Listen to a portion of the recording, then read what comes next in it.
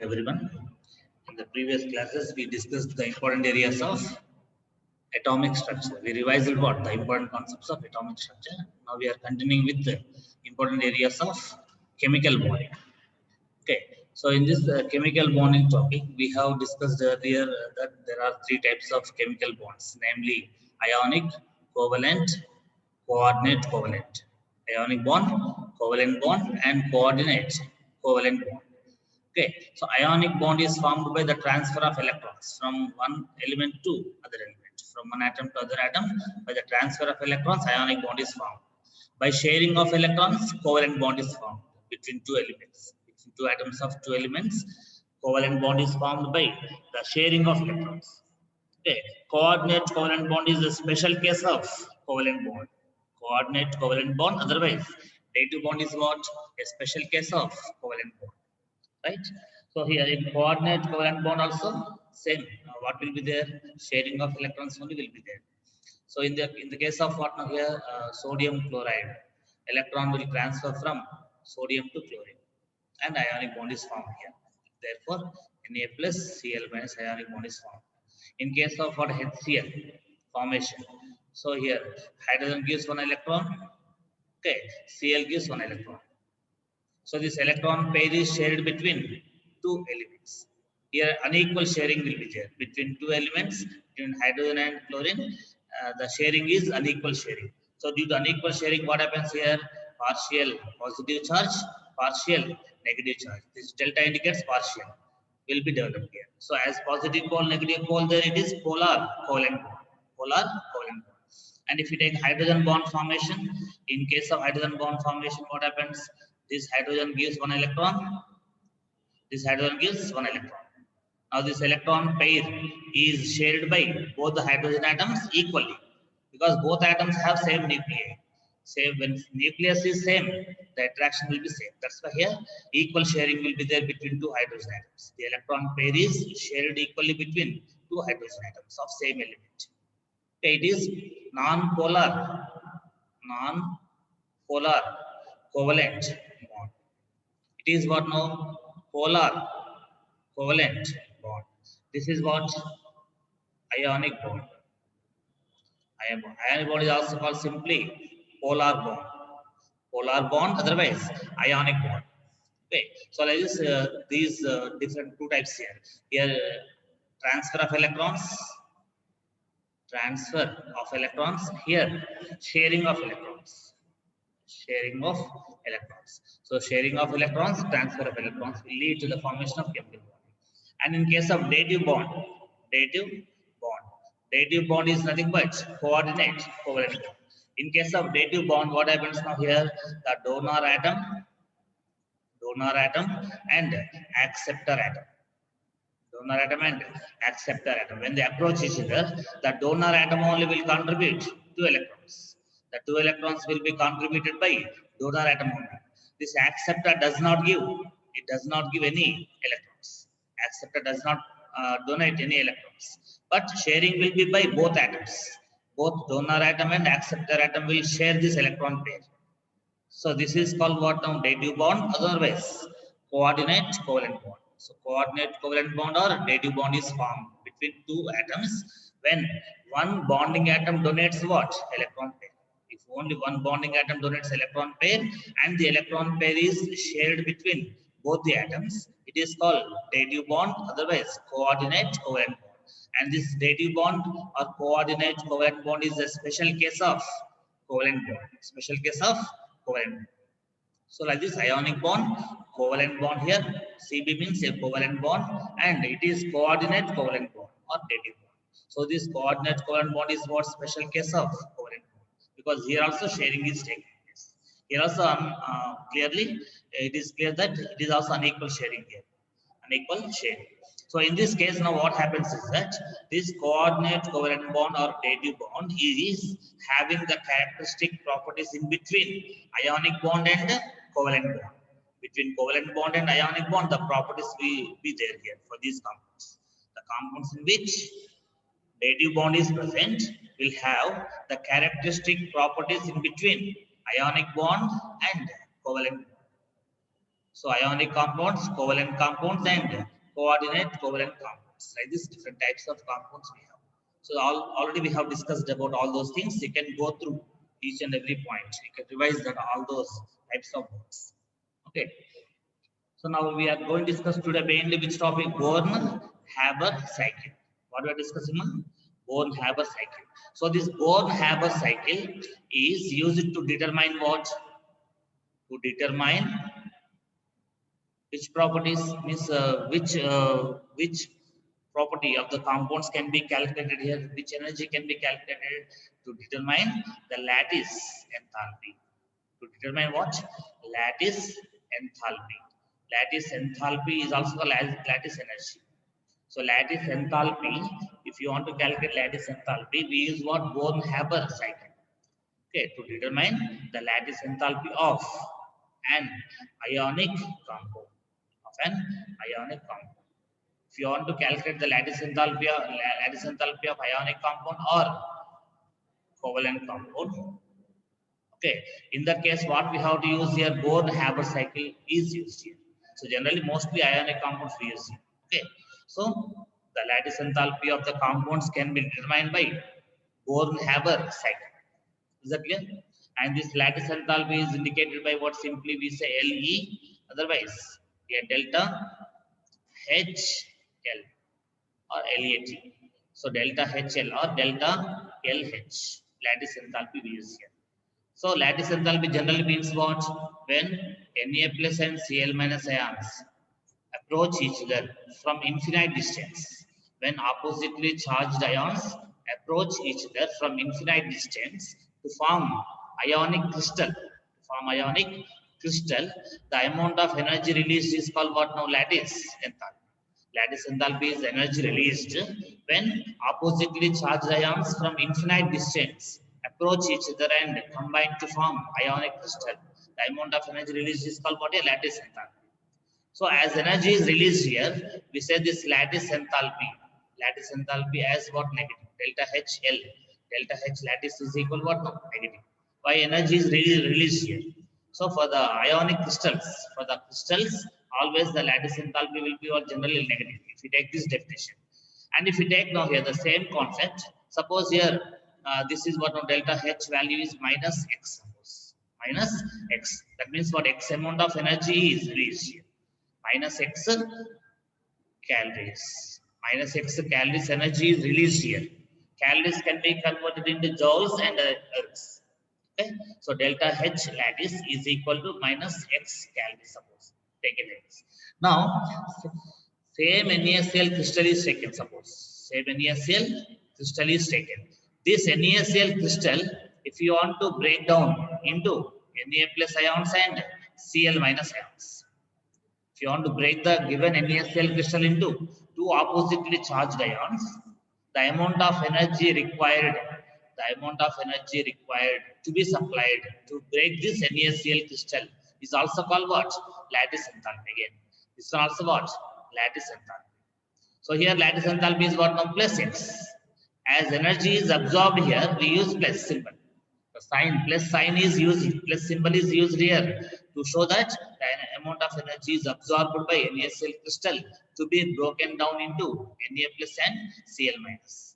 The same NaCl 1 mole crystal, if you want to break down into Na plus ions and Cl minus ions, how much energy is required is called what now? Lattice enthalpy again. Both same. Here delta H we have taken negative, here delta H is taken positive. But the magnitude is same, X calories, here also X calories. So in this way we can define the lattice enthalpy in two ways. The energy released when oppositely charged ions combine to form ionic crystal. Otherwise, the amount of energy required to break ionic crystal into its constituent ions is also called lattice enthalpy. So this lattice enthalpy of compounds can be calculated, can be determined by using what? Born-Haber cycle. That we are going to discuss today. So today's topic is ionic bond formation and Born-Haber cycle. Now here, if you take ionic bond formation, so ionic bond is also called which bond? Electrovalent bond. So electrovalent bond or ionic bond. So this ionic bond is generally formed by what? Transfer of electrons. Suppose you take here magnesium is taken here. Formation of what we are taking example. Example we are taking MgF2. MgF2. So magnesium fluoride. In this, what is metal? Magnesium is metal. Fluorine is non-metal, right? So here magnesium metal is what? Electropositive or electronegative element? Metal is always electropositive element, and the non-metal is always electronegative element. So here magnesium has how many valence electrons? 2 valence electrons. Here magnesium electronic configuration is given here. 2, 8, 2. So how to say 2, 8, 2 here? Magnesium electronic configuration 1s2, 2s2, 2p6, 3s2. Here 1s2 K shell with 2 electrons, and L shell with 2 plus 6, 8 electrons, and M shell with 2 electrons. So 2 electrons in K shell, 8 electrons in L shell, 2 electrons in M shell. So 2, 8, 2. How many valence electrons in magnesium? 2 valence electrons. There are 2 valence electrons in magnesium. And if you take fluorine, fluorine atomic number is what? 9. So what will be electronic configuration? 1s2, 2s2, 2p5. Here 1s2 K shell with 2 electrons and L shell with 7 electrons. L shell with 7 electrons. So 2, 7. So 2, 7 is what? Electronic configuration of fluorine. Right? Now here, how many valence electrons in fluorine? 7. When the number of valence electrons is more than 3, that can be what? Generally non-metal. Here more than 3 electrons there in the valence shell. So fluorine is what? Non-metal. Magnesium, you check it in the valence shell, in the outermost orbit of magnesium, how many electrons are there? 2. If 1 or 2 or 3 electrons present in the outermost orbit of an element, that element can be treated as what? Metal. So magnesium is metal here with 2 electrons. Now see here, the 2 electrons of magnesium shown by cross. Okay, the crosses indicate what here? The electrons of magnesium, 2 valence electrons of magnesium, valence shell electrons. And fluorine, fluorine, how many valence electrons? There totally 7. So each fluorine atom has 1, 2, 3, 4, 5, 6, 7. In this 7, 3 electrons paired, 3 electron pairs, and 1 unpaired electron. 1 unpaired electron. In 2px, 2py, 2pz, here totally 2s2 electron pair, 2px electron pair, 2py electron pair, 2pz with 1 electron, 2pz with 1 electron. So 1 unpaired electron in fluorine. Each fluorine atom has what? 1 unpaired electron in the outermost orbit. And magnesium has what? 2 electrons in the outermost orbit. Now what happens when magnesium and fluorine atoms approach each other? Now magnesium, check it. If magnesium loses 2 electrons in the outermost orbit, it will get octet configuration. Magnesium gets what? Converted into Mg plus 2 by losing these 2 electrons. Then 2, 8 will be configuration of Mg plus 2. For Mg plus 2, what will be configuration? 2, 8, octet configuration. And for fluorine, already 7 valence electrons there. Still 1 electron is required to get octet configuration, right? Therefore, the 7 electrons already there in fluorine atom. So fluorine is ready to gain 1 more electron here. Then what happens? 7 electrons will become what now? 8 electrons. 2, 8 will be configuration of S minus. So for Mg plus 2 ion or F minus ion, what will be configuration? 2, 8. 2, 8. Here fluorine is gaining 1 electron, then 2, 8 will be converted here. And magnesium is losing 2 electrons, so that 2, 8 will be configuration. So octet configuration is obtained by Mg plus 2 and F minus to get stability. Therefore, now after formation of Mg plus 2 and F minus, between oppositely charged ions, which type of attraction is there? Electrostatic attraction force. Electrostatic attraction force between 2 ions, oppositely charged ions. See here, Mg converted into Mg plus 2 and each fluorine converted into F minus. Now this cross indicates about electron gained from magnesium. Electron gained by fluorine from which atom? Magnesium atom. And this cross also is obtained from magnesium. So each fluorine gained 1 electron from magnesium. And magnesium has lost how many electrons? 2 electrons. So Mg plus 2 and F minus. 2 F minus ions, 1 Mg plus 2 ion formed here. Therefore, between oppositely charged magnesium ions and fluoride ions, what will be their electrostatic attractive forces will develop and ionic bond is formed. So ionic compound is what now here? MgF2. It is what? Ionic compound. So for ionic compounds, we should not say molecule. It's not molecular formula. We should say here formula unit. So here formula unit. Formula unit of what? MgF2. Formula unit of MgF2 is what now?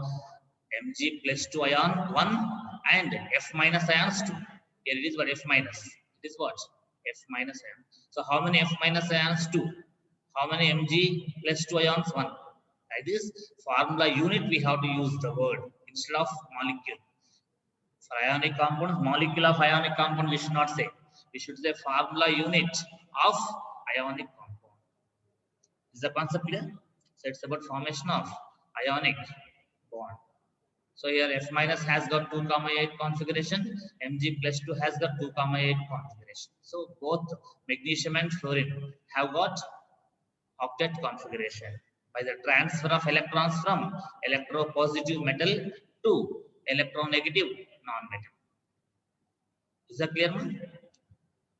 Take the screenshots if you want.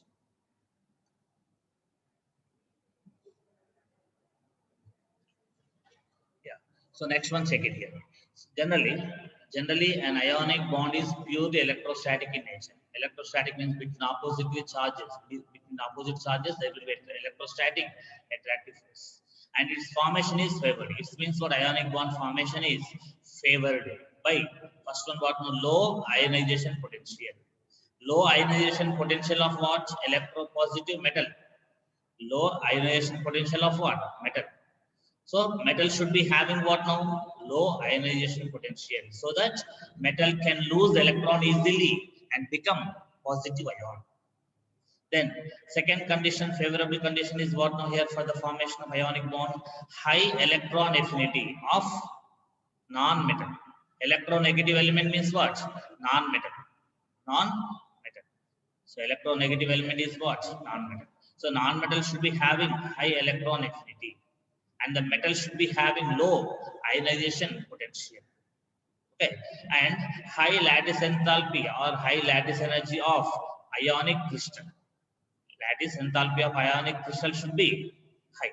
So high lattice enthalpy of ionic crystal formed, high electron affinity of the non-metal, low ionization potential of metal. These three are main favorable conditions for the formation of ionic bond. Ionic bond is what? Electrostatic in nature, because it is the attractive force between two oppositely charged ions, between cation and anion. Electrostatic force, attractive force is called what? Ionic. So this ionic lattice enthalpy of ionic bond can be, lattice enthalpy of ionic compound can be calculated by using which cycle? Bohr-Haber cycle. And one condition what we have to understand is that the summation of these energies, these means what here? Ionization potential, electron affinity, lattice enthalpy. IP indicates what? Ionization potential, EA electron affinity, LE lattice enthalpy. So in some books IP will be given as what? Delta IH ionization enthalpy, and EA will be indicated like what? Electron gain enthalpy. EGH, delta H EG. EG means what? Electron gain. So delta IH is ionization enthalpy. Electron gain enthalpy is nothing but electron affinity, and lattice enthalpy is nothing but delta lattice enthalpy. Okay, delta LH. So delta LH, delta EGH, delta IH. So summation means what? Adding all these energies. The summation of these energies should be negative. That is, energy E is released. So the sum of IP value, electron affinity value, and lattice enthalpy value should be equal to the negative value. Some negative value should be there. So that means what? The total energy should be released when ionic compound is formed. When ionic compound is formed, the total energy should be released or absorbed. Net amount of energy should be released. Suppose you take sodium metal. It loses one electron to form what? Na+. Here, what energy is required here? IP value is required. Ionization potential required. And Cl gains one electron to form what? Cl minus. Here, which energy released here? electron gain enthalpy or EA. EA means what now? Electron affinity. So some amount of energy released is called what now? Electron affinity, right? Next, here it is what positive energy absorbed now here. In case of ionization potential, energy is absorbed. So IP is what now here? IP is equal to plus X suppose. And EA is equal to what now? Minus Y suppose. Why here? Energy released when electron is added to chlorine atom. Some amount of energy is released and Cl minus will be formed. As energy is released here in electron affinity, it will be taken minus value. So some value you take minus Y for electron affinity. And after formation of Na plus and Cl minus, these two combine to form what? NaCl crystal. NaCl crystal, ionic compound. So when ionic crystal is formed, the amount of energy released is what now here? Lattice enthalpy. Lattice enthalpy. It is what now again? Minus Z you take suppose. Some negative value. Why negative value we have taken here? Energy is released here. Whenever oppositely charged ions combine to form ionic crystal, some amount of energy is released. As energy is released, we take negative value. So enthalpy value will be negative. So enthalpy of lattice enthalpy is equal to what now here? Minus X. Minus Z you take suppose. Minus Z.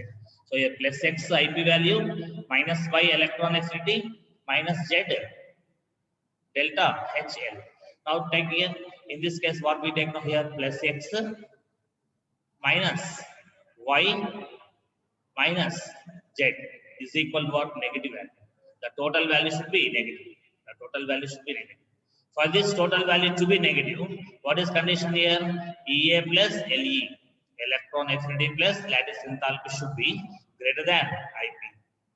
The sum of electron affinity and lattice enthalpy should be greater than what?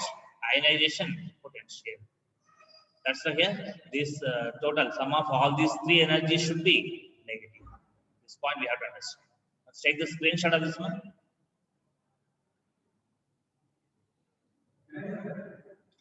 Next thing is that Born-Haber cycle. What is this? Born-Haber cycle for formation of what? KF.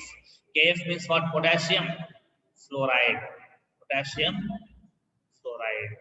So potassium fluoride is what? KF, and it is solid here. Ionic compounds are what? Solids.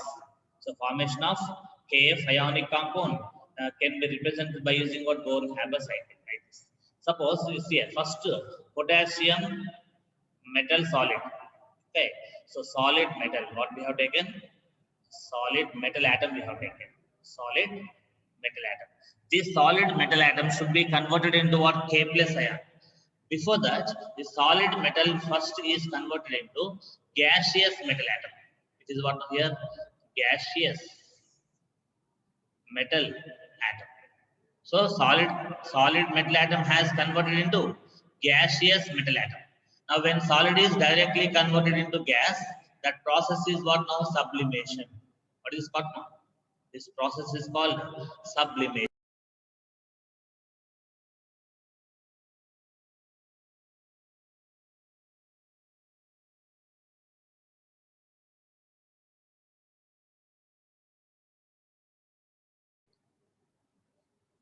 Yeah, children. So here, sublimation process. What is called? Sublimation process. Sublimation is what? The conversion of a solid directly into what?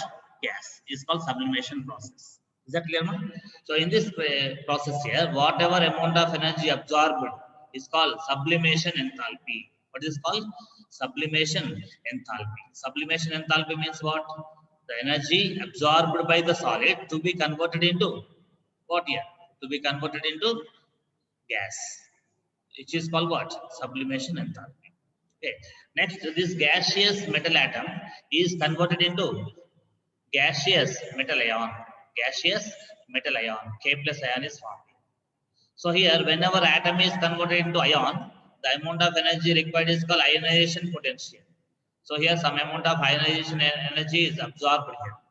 When IP value is supplied here, what happens? Atom is converted into ion. So your IP value indicates what? Ionization enthalpy. Okay.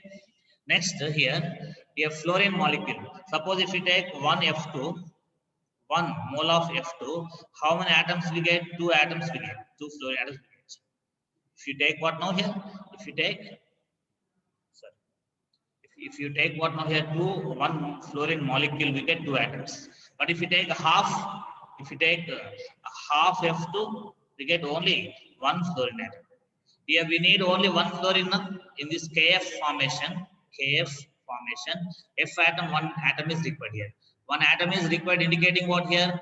Only one atom is enough. That's why how many molecules we have taken? Half molecule we have taken. So half F2 we have taken.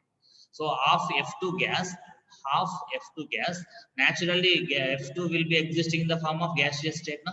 So fluorine, standard physical state is what? Gas. So here half F2 gas, okay, is converted into what? F atom. F atom. So from 1 mole of F2 we get 1 mole, 2 moles F atoms. From half mole we get 1. That's why here 1 fluorine we have got from half mole of F2, or half molecule of F2 we converted into F atom. Now in this case, as half molecule we have taken half of the, okay, what we say, dissociation enthalpy, bond dissociation enthalpy. If fluorine bond, fluorine is there now. We have to break this bond now. When we break this bond between fluorine atoms in the molecule, we get fluorine atoms. A bond dissociation enthalpy. What is called? Bond dissociation enthalpy. But here half molecule we have taken now, so we take half Hd, half enthalpy of dissociation. Enthalpy of dissociation, how much here? Half. That's why half of the D, half of the enthalpy of dissociation we take here. Then we got fluorine atom. Now fluorine atom should be converted into fluoride ion. Fluorine atom should be converted into fluoride ion. For this, what should be happening? One electron should be added to this. When electron is added to F, it converts into F minus. And the amount of energy released here, is called electron affinity or electron gain enthalpy. So electron gain enthalpy is involved here in the conversion of fluorine atom into fluoride ion. Okay. Then we got what now? F minus. Now K plus we got and F minus we got. Now these two oppositely charged ions, F minus and K plus, will combine to form what? KF. KF solid is obtained here. KF solid is obtained. Potassium fluoride is obtained here. And this U indicates what? Lattice enthalpy. Here also minus U we have written. Why minus is written here? The amount of energy is released whenever oppositely charged ions combine to form ionic crystal. Some amount of energy is released here. That's why we take minus U. Lattice enthalpy will be negative value. So in this way, what we take here, the concept of formation of KF. It is indirect method now. See here, it is indirect method of formation of KF. Now first what? Sublimation, then ionization, again here bond dissociation, electron affinity. These are all steps involved, and then K plus and F minus formed. After that, K plus and F minus giving KF. So many steps, several steps are involved in this process. But in the direct method, what we can do? Directly we can take what? K, 1 mole of K solid, potassium solid plus